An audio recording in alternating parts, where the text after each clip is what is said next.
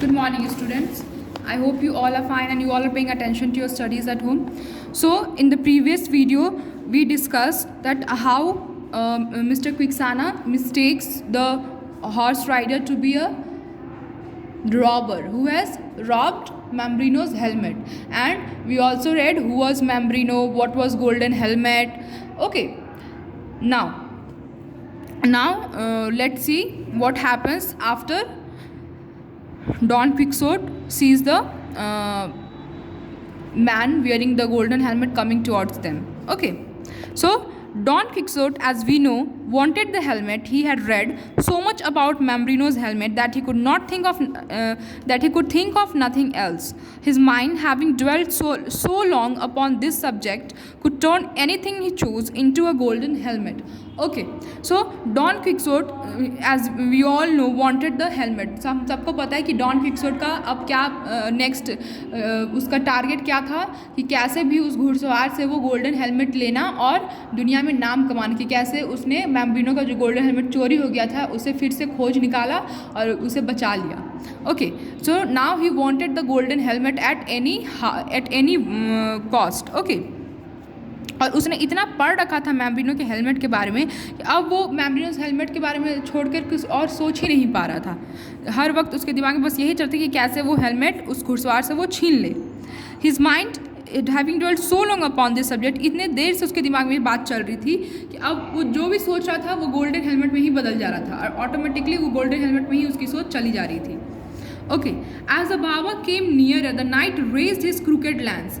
जैसे ही बार्बर जो है वो जो बार्बर था जिसको वो डॉन क्विक्सोट एक वो नाइट समझ रहे थे जिसने गोल्डन हेलमेट चुराया था, जैसे ही वो बार्बर उनके नज़दीक आता है, वो जो बार्बर था जैसे ही इनके नज़दीक आता है, डॉन क्विक्सोट के नज़दीक आता है, वो अपना क्रूकेड लैंस, अपना जो टेढ़ा मेढ़ा जो उनका हथियार था उसको निकाल लेते हैं। He braced himself in his stirrups and made ready for a charge.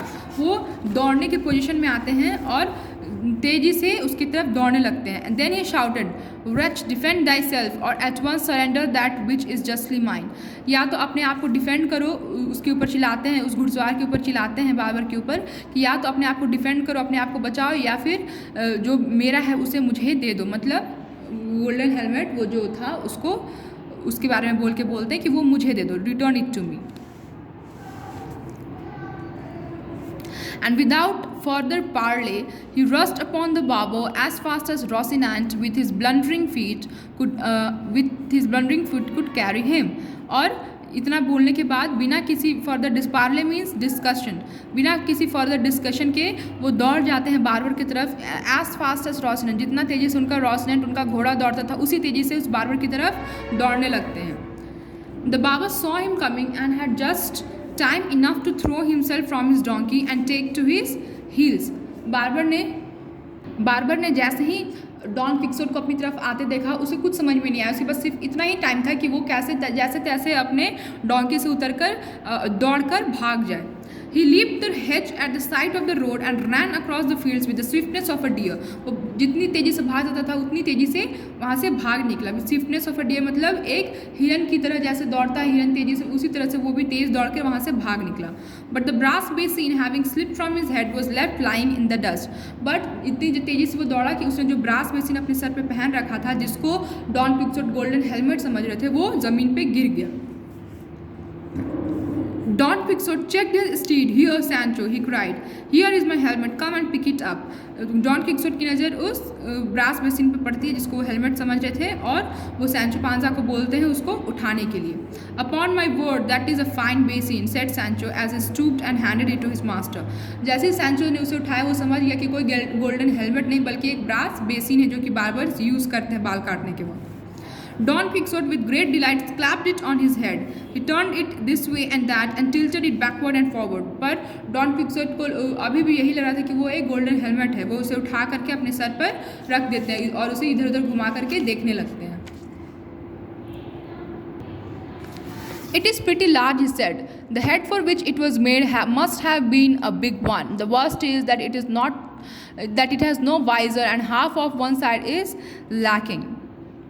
Okay, तो उसको पहनने के बाद क्या बोलते हैं डॉन क्विक्सोट कि ज़रूर जिसका भी हेलमेट है, लाइक मैमरिनो का यह हेलमेट था, तो ज़रूर उसका सर बहुत बड़ा होगा, क्योंकि ये तो मेरा तो पूरा का पूरा सर इसके अंदर चला जा रहा है, it is very big one. Sancho could not help smiling, Sancho को सब समझ में आया था कि ये कोई हेलमेट नहीं बल्कि ब्रास बेसिन है, और इसलिए वो अपनी हंसी कंट्रोल नहीं कर पा रहा था। What is the fool grinning at now cried his master angrily, उसे हंसता हुआ देख करके डॉन क्विक्सोट को गुस्सा आता और वो बोलते कि तुम बेवकूफ़ों की तरह किस चीज़ पे हंस रहे हो। Oh, nothing, answered Sancho. I was only thinking that what a big jolthead it must have been to wear a helmet so much like a barber's basin.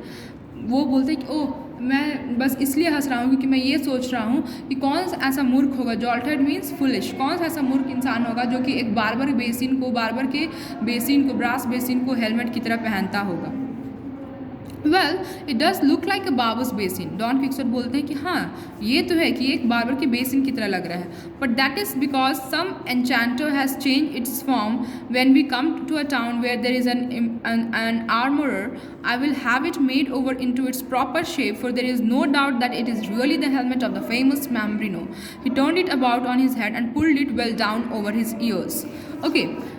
तो डॉन क्विक्सोट बोलता है कि ये ज़रूर है कि ये एक अब हेलमेट की तरह नहीं बल्कि एक ब्रास बेसिन की तरह लग रहा है, बट ये सिर्फ इसलिए है कि किसी इंचेंटर ने, enchanter mean someone who has magical powers, किसी जादूगर ने इसका शेप बदल दिया ताकि कोई पहचान ना पाए कि ये एक मैमरिनो हेलमेट है।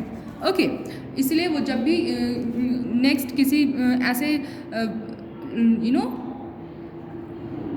किसी हथियार बनाने वाले के दुकान के पास रुकेंगे तो वहाँ पे इसका शेप बदलवा कर सुधरवा लेंगे।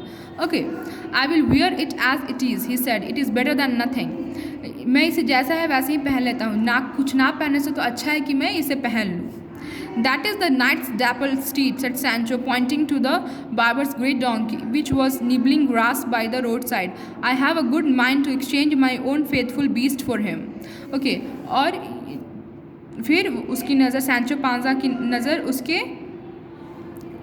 बार्बर के ग्रेट डोंकी पे पड़ती है और वो उससे पूछता है, डॉन क्विक्सोट से पूछता है कि क्या वो अपने डोंकी को उसके बार्बर के डोंकी के साथ एक्सचेंज कर सकता है। Well, exchange is no robbery, क्या डॉन क्विक्सोट बोलते हैं कि हाँ कर सकते, क्योंकि एक्सचेंज करना रॉबरी नहीं है। एक्सचेंज करने में, बदलने में और चोरी करने में बहुत फ़र्क होता है। We do not plunder those whom we meet, for that would be unbecoming to a knight. The dappled steed is no doubt very dear to its master and therefore could be spared to him, but I give thee leave, Sancho, to exchange saddles. Okay, किसी भी योद्धा के साथ चोरी करना बहुत गलत बात है, बट तुम कोई चोरी नहीं कर रहे हो बल्कि अपने डैपल को, स्ट्रीट को, अपने डोंकी को उसके डोंकी के साथ बदल रहे हो, इसलिए मैं तुम्हें अलाउ करता हूँ ये करने के लिए। You are a wise master, said Sancho, and without another word he made his own poor donkey look like 3 times better by dressing him in the barber's saddle.